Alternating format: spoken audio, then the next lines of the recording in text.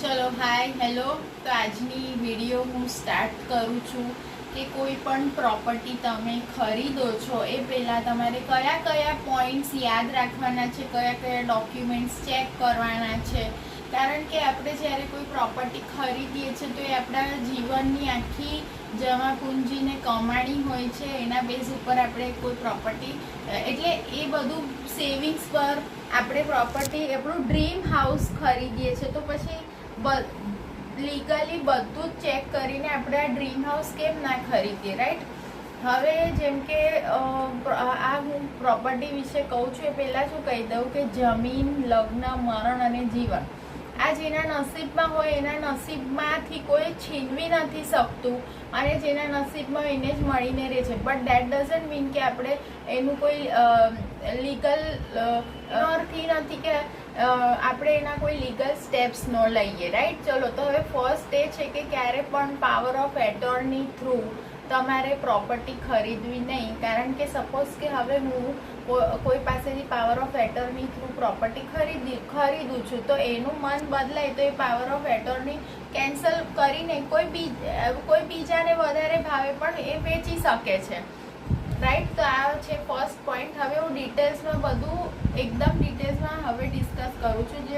હવે જેમ કે જ્યારે હું પ્રોપર્ટી ખરીદું છું તો રજિસ્ટ્રી પાસે જ્યારે હું એ પ્રોપર્ટીનું રજિસ્ટ્રી કરાવવા જાઉં છું રજિસ્ટ્રાર ઓફિસ, ત્યારે તમારે જે સેલ ડીડ તમે પ્રોપર્ટી જેનાથી ખરીદી છે, સેલ ડીડથી, ગિફ્ટ ડીડથી, વોટેવર, તો તમારે તમારા એડવોકેટે તમને જે બનાવીને આપી છે સેલ ડીડ એના એક એક વર્ડ એકદમ ધ્યાનથી વાંચવા જોઈએ. કારણ કે હવે શું છે કે અમે એડવોકેટ્સ છે, અમારું શું cut copy paste format sale deed, gift ડીડના પડ્યા જ હોય છે ફોર્મેટ. એમાં કેવું કે અમે થોડો ફેરફાર કરીએ, થોડુંક એનું થોડુંક ચેન્જીસ એમાં કરવાનો એ કરીએ, તમારું ઘરનું એડ્રેસ ને તમારી ડિટેલ્સ એ તમને પૂરું આપી દે અને સાઇન. પણ એવું તમે કરવું નહીં, કારણ કે જ્યારે તમારી સેલ ડીડ બને છે અને તમે એને રજિસ્ટ્રાર ઓફિસમાં પ્રોપર્ટીની રજિસ્ટ્રી માટે જાઓ છો, પહેલાં એ સેલ ડીડ કે ગિફ્ટ ડીડને 10 વાર એક વર્ડ એટલા ધ્યાનથી વાંચવા, કારણ કે 2-3 શબ્દના એક સાથે અલગ અલગ મિનિંગ નીકળી શકે છે. તો બરાબર સેલ ડીડની પ્રોપર ચકાસણી કરવી. અને વકીલને તમારે કહી દેવું તમે મને પહેલાં ફોટોકોપી આપી દો જે તમે સેલ ડીડ બનાવી છે એની, હું બરાબર વાંચી લઉં પછી હું સાઇન કરીશ. હવે સેકન્ડ પોઈન્ટ એ છે કે તમે જે પ્રોપર્ટી ખરીદો છો એની પ્રોપર એક નકશા મોકા હોય છે, એ તમારે રજિસ્ટ્રીમાં બનાવી લો, બનાવો અને તો તમે એને ડીમાર્કેટ કરી શકો તમારી પ્રોપર્ટીને. You have to make a proper નકશા મોકા of your property. That is કે આજે હું આ ઘર ખરીદું છું, રાઈટ? આ મારું ઘર છે. નકશા મોકામાં તમારે એવું લખાવવાનું કે ઉત્તરમાં મિસ્ટર એક્સનું ઘર છે, દક્ષિણમાં મિસ્ટર વાયનું છે, પૂર્વમાં મિસ્ટર ઝેડનું છે ને પાછળ આમનું છે, ઓલી તરફ આ રોડ છે, આ તરફ આ રોડ જાય છે, પાછળથી આ રોડનું નામ શું છે, આ બધું તમારે નકશા મોકામાં પ્રોપર્ટી અને મારું ઘર અહીંયા આની વચ્ચે છે, આ એકદમ ડિટેલ્ડ નકશા મોકા રજિસ્ટ્રીમાં તમારે બનાવડાવી દેવાનો, રાઈટ? આ સેકન્ડ પોઈન્ટ છે. હવે થર્ડ પોઈન્ટ એ છે કે ટાઇટલ ઓફ ડોક્યુમેન્ટ્સ. જ્યારે તમારી પાસે પ્રોપર્ટીનો હવાલા આવે છે ત્યારે તમારે તમારા વકીલને કહેવાનું કે જે તે સેલ ડીડ બનાવી છે એમાં તું મને વિધિસર બધા ચેન ઓફ ડોક્યુમેન્ટ્સ આપ. જેમ કે જેડીએ કે નગર નિગમે સૌથી પહેલાં કોણે આ પ્રોપર્ટી અલોટ કરી, આ પ્લોટ કોણે અલોટ કર્યો એનું નામ, પછી એને કોણે વેચ્યું, મિસ્ટર એને વેચ્યું તો એનું નામ, પછી ત્યાંથી વેચાનું મિસ્ટર બીને. તો આવી રીતે ટાઇટલ ઓફ ડોક્યુમેન્ટ્સ આખા તમારા સેલ ડીડની અંદર લખેલા હોવા જોઈએ. પછી જે ફોર્થ પોઈન્ટ છે સ્ટેમ્પ ડ્યુટી. સ્ટેમ્પ ડ્યુટી બચાવવા માટે બહુ જ બધા લોકો power of attorney through property ખરીદે છે. જેમ કે હવે મારું આ ઘર છે સપોઝ 1 કરોડનું અને હું એને વેચું છું તો આની ગવર્મેન્ટ રેટ છે 1 કરોડ અને હું જ વેચતી વખતે સપોઝ સામેવાળાને કહું છું કે શું કરવા આની સ્ટેમ્પ ડ્યુટી 5 લાખ ભરવી, તમે એના કરતાં મારી પાસેથી પાવર ઓફ એટર્ની થ્રુ આ પ્રોપર્ટી તમે ખરીદી શકો છો. તો આ એક કેસ રેફરન્સ હું નીચે જ મેન્શન કરી દઈશ કે power of attorney through when you buy the property or sell the property that is not valid. કારણ કે આમાં કેવું છે, પાવર ઓફ એટર્ની થ્રુ જ્યારે હું કોઈને પ્રોપર્ટી વેચું છું, હા પછી મને ગેમ રમવી હોય તો હું તમે જેને વેચી છે કેન્સલ કરીને કોઈક મને વધારે ભાવે આપે તો હું એને વેચી દઉં, રાઈટ. તો આ બધું ના થાય એના માટે તમે સ્ટેમ્પ ડ્યુટી બચાવવા માટે પાવર ઓફ એટર્ની થ્રુ પ્રોપર્ટીની લેવેચ કરો નહીં. પછી જે the encumbrance certificate, that is કે હા તમે તમારી જ્યારે પ્રોપર્ટીની રજિસ્ટ્રી કરાવો તો તમારે ત્યાં થોડા પૈસા દઈને રજિસ્ટ્રાર ઓફિસ પાસેથી એ પ્રોપર્ટીનું એન્કમ્બરન્સ સર્ટિફિકેટ કઢાવી લેવું જોઈએ. હવે એન્કમ્બરન્સ સર્ટિફિકેટ કેમ ઇમ્પોર્ટન્ટ છે? જેમ કે હું આજે એક આ પ્રોપર્ટી ખરીદું છું તો આ પ્રોપર્ટી એ એન્કમ્બરન્સ સર્ટિફિકેટથી મને ખબર પડે કે આ પ્રોપર્ટી ઉપર લોન હતી નહોતી, કેટલી એને ચૂકવી છે, કેટલી બાકી છે. જેમ કે હવે હું આજે એક આ પ્રોપર્ટી ખરીદું છું, મેં તો ખરીદી લીધી, મને તો કંઈ ખબર નહોતી કે આના ઉપર આટલી બધી લોન બાકી છે, વેચવાવાળાએ મને વેચી દીધી. એટલે હું જ્યારે જાઉં પ્રોપર્ટી ખરીદ્યા પછી તો ત્યાં નો એવિક્શનનું બેંક નોટિસ ત્યાં દરવાજા પર જ હોય કે ભાઈ આ ભાઈએ આટલી લોન ભરી નથી. હવે જેમ કે સપોઝ એટલે શું તમે આ કોઈ ઘર ખરીદો ને પેલા તમારે તપાસ એ ભાઈ પાસેથી કરી કે તમારી કેટલી લોન બાકી છે આના ઉપર ભરવાની. તો અને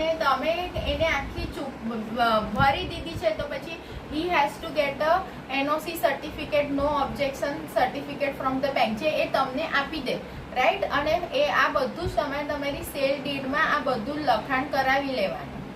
નો પોઈન્ટ છે પોઝેશન ઓફ પ્રોપર્ટી. જ્યારે મેં પ્રોપર્ટી આખી ખરીદી લીધી છે, મારા નામે પણ થઈ ગઈ છે.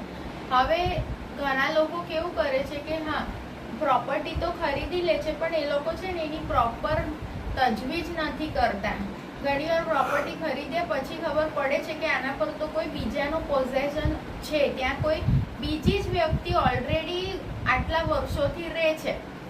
તો આ બધું ના થાય પહેલાં જ તમારે પ્રોપર્ટી લેવા પહેલાં આજુબાજુના લોકોને બધું જ પૂછી લેવું જોઈએ કે અહીંયા આ ઘરમાં કોણ કેટલા વર્ષોથી રહે છે, કોઈ બીજું તો અહીંયા નથી રહેતું. આ બધી ચકાસણી તમારે તમારી જાતે કરી લેવી જોઈએ.